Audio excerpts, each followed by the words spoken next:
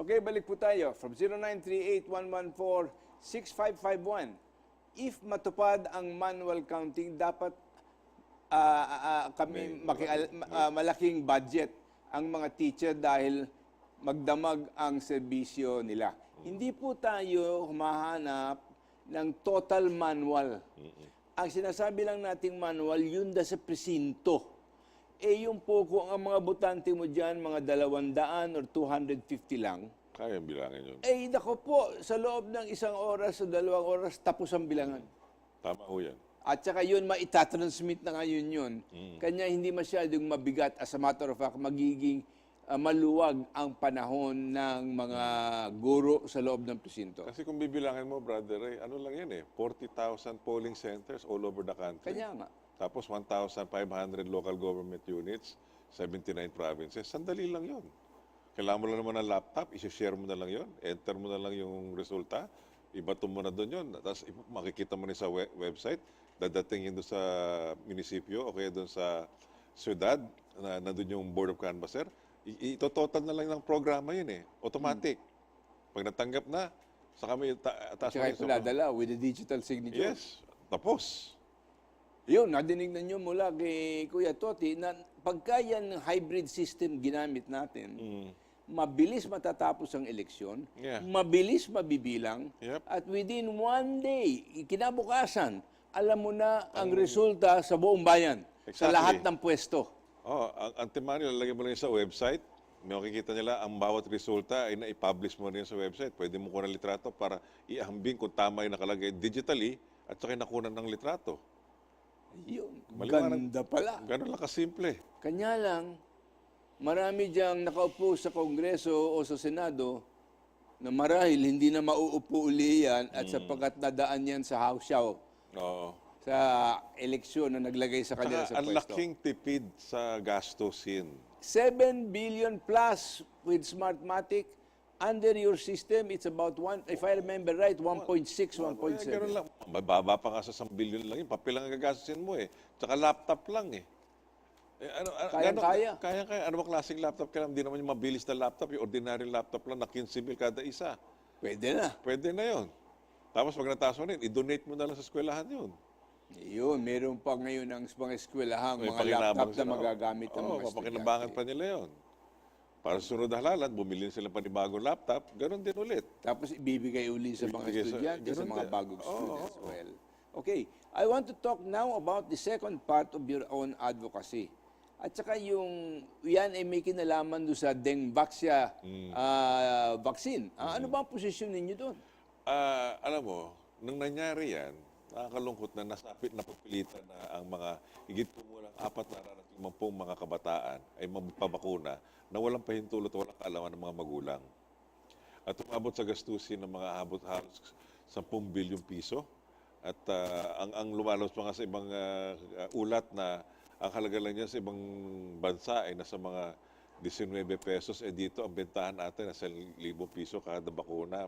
Ganong klase. Sobra ang laki ng pinatong. Ang masasabi ko lang ganito, tayo ay demokrasya. Walang dapat magdikta kung ano ituturok sa bata, ha? Tama yun. Hindi lang yun. Lalo na itong ganito na wala namang full clearance for safety. Hindi lang yun. May mga bumalos sa balita na 1,000 na o 2,000 na namatay. Hindi nila alam kung yan kinamatayan ay dahil doon sa bakuna, pero doon sa mga 1,000, 100 na nagpapatunay na yung mga batang na namatay sa bakuna. Namatay sa bakuna. Alam po ninyo, sa kayamuan, sa katakawan, sa pagnanakaw ng mga nasa gobyerno at ang mga politiko, pati buhay mo, buhay ng mga anak natin ay kanilang handang itaya. Dapat yan talaga, kuminsan, pagkaganyan ng kilos ng pamahalaan dito na parang silang naghahari dito at walang pananagutan, yung mga taong yan hindi nakararapat maluklok. Hindi lang yun. Ginawa pa nila yun, brother Ray. Kulang-kulang na sa 5 buwan bago halalan. Bawal yun May election man sa mga kontrata. 6 months before elections, hindi pwede. Hindi na pwede. Ginawa nila mga 5 months or 4 months before election. Nagmamadaling kumita. Nagmamadaling kasi kailangan nilang pondo, ng kanilang kandidato. Yun. Dito natin nakikita kung gaano kasuwail ang mga puso ng maraming politiko. At yung dengue vaccine na yan, related yan sa halalan pa rin. Kung walang halalan, walang dengue vaccine. Okay, pero hanggang ngayon, sinisiyasat pa nila kung magdedemanda sila. Ewan ko ba, ilan na ba na demanda dyan sa May Dengbaksya? marami na, maabot na nga, kung uusad na lang sana ang ating hustisya, ay siguro marami. Pero maghihintay na naman tayo ng at least 10 years or 15 years bago ma-resolve yung mga kasong yan. Dahil yung mga nakinabang ay kayang-kayang bayarin ng lahat ng mga klaseng abogado para pasinungalingan ang mga hamon sa kanila, ang mga kontra sa kanila, ang mga petisyon laban sa kanila. Yan ang nakakalungkot. Dahil nasa kanila na yung kwarta. At kaya na kanilang bilhin ang sino pinakamalakas na abogado na ipaglaban yung mga kanilang kliyente. Pero lahat yan, hindi natin pwedeng ilatag dito sa administrasyon ngayon. Panahon pa ni Pinoy yan. Oo. At sila ang nagpilit niyan at nagmadali at isinagawa. Para lang may papundohan sila sa kanilang kandidato. Ayun. Ano ang sasabihin natin? Pera na naman, Kuya Toti. Di ba? Oo, dahil sa halalan. Dahil sa halalan. So dapat madaliin yung mga kasong yan, i-file nila agad lahat yung mga kasong yan. Kanya lang ito ang tinatawag kong panahon ng paghuhugas ng kamay. So lahat sila ngayon mabilis. Yeah. Wala akong nalalaman dyan, kasi Hindi ko alam yan. Hindi ko alam yan. Alam mo, ignorance of the law is no excuse. Ha? So di nila pwedeng gawin depensa na wala akong kinalaman niya. Kung dumaan yan sa lamesa mo, May sorry pananagutan ka na ka. lang. May pananagutan sila. May pananagutan. Yang parang lumalabas yan, yung mala prohibita yan eh. On its own. Whether you are responsible or not, basta dumaan sa iyo at naupo ka dyan, you're liable. May pananagutan ka. May pananagutan ka. You can say, bay, dito, minana ko lang ito doon. Pwede mo yung pigilin. Pwede mo ibito yun eh. Oh. Dapat kumilos ka. Dapat pinigil mo. Yun ang pananagutan. So, magandang gawin yan, but it falls under the whole theory of accountability. Exactly. At ganoon din, katulad sa kanina, na wala rin kandidato, ang yan ang kanilang pakay pag sila'y nahalal. Na iusig itong mga ang mga nasa likod nitong Dengbangsya. O kaya, usigin mo, hindi lang sa Dengbaksya, lahat ng nangyayari bago ka naupo, siyasatin mo. Kasi ang kakulangan natin dito sa bansang ito, walang integridad at accountability ang mga nakaluklok. Sa pamahalaan. Oo, sa pamahalaan. Siyempre, yun lang ang ating kailangan tingnan dito. Kung tutuusin mo, talagang kumisa napakahirap yun. No? Kanya madalas ako sinasabi ko, sa President, gusto mong malaman ang nangyayari sa bantang ito? Ito ang gawin mo. Tingnan mo ang karanasan ng tao doon sa ibaba habang sila'y nakikitungo sa local government. At doon mo makikita lahat ng baho, lahat ng sistema para kumita. Yan na nga eh. Kung sila pa yung mga hindi kailangan ng pabakunahan, yun ang pinabakunahan pa. Puro mga musmus, mga bata na walang kanalaman, mga inosente. Alright, from 0916-461-7106. Kung mailuklok kayo sa Senado, how will you go about in going after the perpetrators of the Dengbaksya issue? Umpisa, pag-aralan yung mga ginawa nilang hearing. Ano na nangyari dito? Diba? Nagkaroon na ng mga hearing yan. At pangalawa, kung ito na naging resulta, bakit walang nag-submit o nag-file ng kaso? Alamin na. Kasi hindi na natin kailangan ulitin pa yung mga hearing na yun. Nagawa na eh. Hindi, kailangan magkaroon ng report of the hearings Exactly. and the final recommendation. Okay, ano nangyari doon? Ba't nanahimik yun? It remains a dead issue. Hindi. Ayaw, ang walang dapat gusto yan, ang sagot sa tanong na nag-text sa'yo, ipapasiwalat at ipaalam sa ating mga mamayan kung ano na naging resulta nung hearing na yan. At ilagay doon kung anong rekomendasyon para malaman ng ating hukuman anong dapat gawin dito sa mga nakialam dito sa... Ikaw naman, Kuya, pagkasama tayo dito sa Senado, Wag mo na namang guluhin yan. Pabayaan mo na. Natatahimik na ang tao. Nawawala na sa atensyon ng tao yan. Hindi, Bakit mo naman gusto pang buhayin? hindi. Bakit ganyan ka? Hindi ka marunong makisama. Diyan tayo nagkakaiba. Yan lang masasabi ko. Kung ganyan ang, ang panata nila sa loob ng Senado. Kaya nga tayo, hindi tayo umaangat, hindi tayo umuunlad. Kapatid, partihan na lang kita. Ikaw naman Hindi naman sa nangangailangan tayo ng pera eh. Ang kinabukasan ng ating mamamayan talaga nakasalalay dito eh. So, bakit ka pa hindi ka ba nakokontento sa pagnanakaw ng ginawa mo? Kanya nga, ipaparti ko na sa iyo. Dadagdagan ko pa yung ialo ko sa iyo. Ano ka ba naman? Hindi ka tao? Hindi, ibigay na lang natin kaya yung iabot mo doon para sa kakapanan ng mga tao at sila na mismo ang gamitin na natin pera, yung pampondo nila para labanan niya sa korte. Makakabuti pa yon. Ikaw naman. Alam mo, kasi alam mo kailangan yan. ako mag-raise ng pera. Alam mo, laki ng nautang ko nung tumakbo ko eh. Ikaw naman eh. Wala na tayong magagawa dyan eh. Kasi kayo, yan ang mga klaseng datihang politiko meron tayo dito sa ating pamahalaan na kailangan palitan na. Alam mo kapatid, ikaw naman, nagmamagaling ka. Tao lang tayo. Marami tayong mga pangangailangan. Marami tayong kahinaan. Oo nga, pero hindi ba yung ating 100 milyon mamamayan ay meron din pangangailangan at sila rin ay tao din lamang? Tingnan mo. Kausap ko isang pulis. Sabi ko, pagka ba na triple ang sweldo mo, hindi ka titigil ka na ng pangangurakot. Kayo naman sir, hindi mo kami naiintindihan. Itatlo ang aking pamilya. Anong gusto mong gawin ko? Iwanan ko yung dalawa? Meron na akong tigatlong anak doon. Saan kukunin ang pangtustos? Hindi ko naman pwedeng burahin yung dalawang ibang pamilya. Kanya kailangan akong manguha ng konti para maitustos ko sa kanila. Okay. Hindi naman siguro masama yun. Ang kailangan mo lang gawin dyan, kumuha ka ng ibang klaseng matinong hanap buhay para mapakainin mo yung 3 mong pamilya. Hindi sa pangungurakot. Pagka naging pulis ka, hindi ka na pwedeng maging iba Hindi pa wag ka na magpulis, magnegosyo ka na lang. Ikaw naman hindi ako marunong magnegosyo. Hindi ko mag-aral ka sa natutunan. TESDA. Nagtuturo nga sila ng mga programa dyan. Konting sipag, konting tiyaga, aahon ka din. Oo, pero in the meantime, nagugutom yung mga anak ko. Yung mga gusto mo.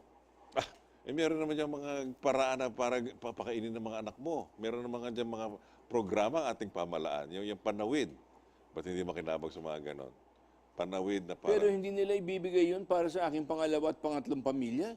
Hindi. Sila, gumana na sila sa sarili nila ng panawid rin. Dahil tao pa rin sila.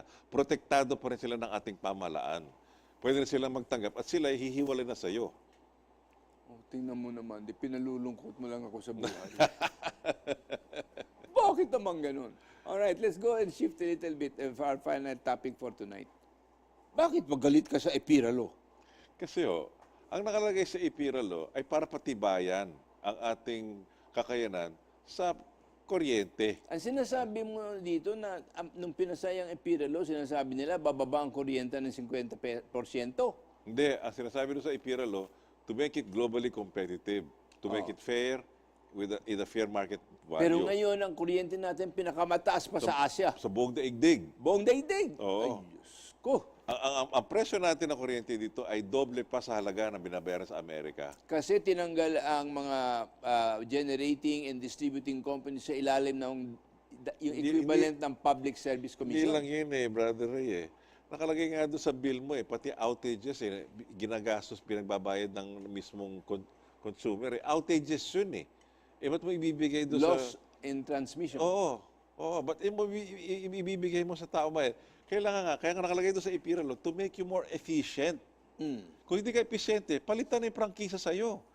Dahil hindi ka karapat dapat na ikaw nagpapatakbo ng kuryente kasi ang daming outages. Sinasabi naman nila, inevitable ang transmission loss. Hindi. Bakit ibang bansa? At the point of generation, sa distribution, sa akin, that's part of your operating expenses. Saan cost mo na yun? Na hindi mo pinapasa sa... Sa consumer. Dati, sa Public Service Commission, meron kang permitted return on assets annually. And I think that used to be 12%. nung nagdating ang EPIRA law, nabago lahat yan, nawala lahat yung proteksyon na yan para sa Consumer. taong bayan. Okay. Tiranggal yan. Nawala na yun eh. Ngayon, Wala nang... pananagutan na ng taong bayan yan. Parang ang nangyayari So, paano ngayon, magiging episyente itong mga gumagawa nito, nagbibigay ng kuryente? Kung alam nila, kahit anong pagkakamali, ipapasa lang nila yung pagkakamali sa taong bayan. kikita pa rin sila. Kaya nga eh. So, how can the EPIRA law make those franchise be effective and competitive? Meron silang pananagutan pa rin. Conclusion, the EPIRA law is an unequal law favoring the producer and the distributor minority, against the the consumer. majority. Yun. So yung lobbying power nila ang naging malakas. Yes. Para naipasa yung EPIRA law. Ay ano ang rekomendasyon mo? Patibayin mo na lang yung renewable energy source at kumuha ka ng ibang resources of energy. Pagpalagay natin, paganahin yung Bataan Nuclear Plant. Or tignan natin, tuklasin na natin ang kakayanan nitong deuterium. Kung meron nga talaga siyang capability na magbigay ng klaseng source of energy. That's just heavy water. No. Deuterium. You can convert into hydrogen. Well, I'm not an expert in that field, admittedly, but there are already findings and there are reports that this is the most reliable source to convert it into I hydrogen. don't know if it's reliable, but is it cheaper? Well, if you can mine it from the Is water. it cheaper than oil? Is it cheaper Yes, than yes.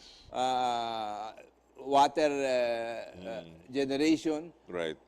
Is it cheaper than coal? Is it cheaper than all of the other polluting Yeah. sources of power? Yun lang ang mahalaga. Kasi in the end, ang surian lang yan, nagmura ba ang kuryente natin so that it is a reasonable cost? Yeah. Ha?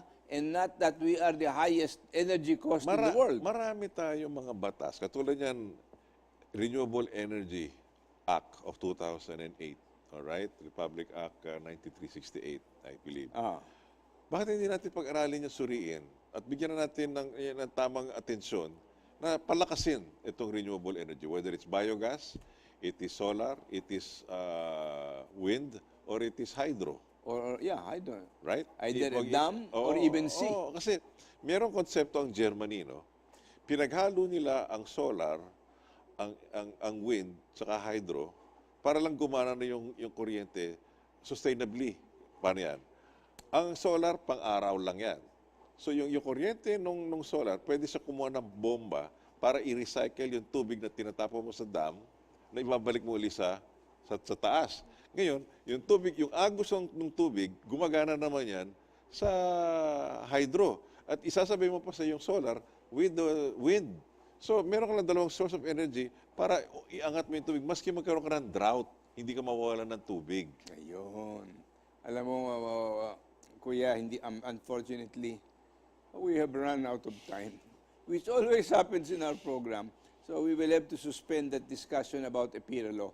But I'm glad to know that ang advocacy mo is to amend the EPIRA law and to make it a more equal agreement or law between the generators and the distributors and the consuming public. Consumers, right. Kailangan talaga yun ang balanse. That's the reasoning behind the Public Service Commission before, Right. which put a limit to the return Yeah. on assets Yeah. on an annual basis. Well, Kaya nga, isa we lang- will have to talk about it again and see and Okay. examine all of these issues. Salamat po sa pagtangkilik ninyo sa programa itong sa gabi ito. Naubusan na tayo ng panahon. All we can do is say, let's pray to God to help us in the midst of our troubles because He has promised never to leave us nor forsake us. Nasa sa atin po, kung tayo'y magtitino at magpapasakop sa Kanya, naniniwala po ako na kung tayo ay magmamahal sa Panginoon at mamahalin sapagkat minamahal niya tayo at magmamahal tayo ng ating kapwa at ang ating mga kababayan, makikita po ninyo na ang ginhawa ay dadaloy dito sa ating bansa.